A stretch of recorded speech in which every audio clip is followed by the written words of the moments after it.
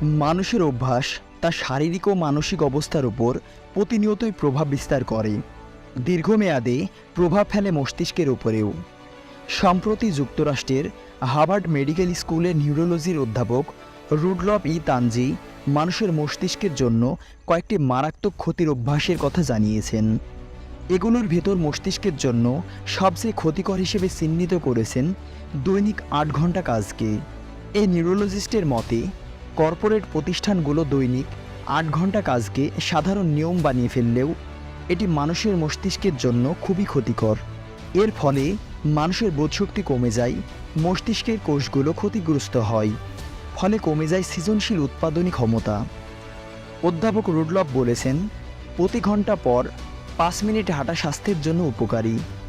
এছাড়া সূর্যের আলোয় পর্যাপ্ত সময় থাকাটাও মানুষের স্বাস্থ্যের জন্য জরুরি। এই নিউরোলজিস্ট বলেছেন, একাকিত্ব মানুষের উদ্বিগ্নতা ও হতাশা বাড়ায়। এটি মানুষের মস্তিষ্কের ক্ষমতা কমিয়ে দেয়। তাই রুডলফ মানসিক স্বাস্থ্য ঠিক রাখতে মানুষের সঙ্গে মেশার পরামর্শ দিয়েছেন। তিনি বলেছেন, আপনাকে এমন কাউকে বেছে নিতে হবে যে আপনার খেয়াল রাখবে এবং আপনি তার খেয়াল রাখবেন।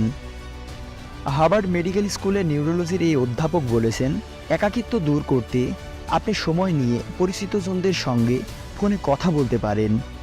সাপ্তাহিক ছুটির দিনে মজা করার জন্য কিছু পরিকল্পনাও করতে পারেন। এছাড়া আপনার পছন্দের সঙ্গে মেলে এমন কোনো দলের সঙ্গেও যোগ দিতে পারেন। রুডলফ আরও জানিয়েছেন, আমরা সাধারণত দৈনিক ৮ ঘন্টা স্ক্রিনের দিকে তাকিয়ে কাজের পর অবসর সময়ে আবার টেলিভিশন দেখি বা ভিডিও গেম খেলে সময় পার করি। এই অভ্যাস আমাদের মস্তিষ্কের বোধশক্তি আরও কমিয়ে দেয়। তার মতে দৈনিক ৮ ঘন্টা কাজের পর মানুষের অন্তত ৬ ঘন্টা ঘুমানো দরকার। পরের দিন মস্তিষ্কের কার্যগুলি স্বাভাবিক রাখতে এটি খুবই জরুরি।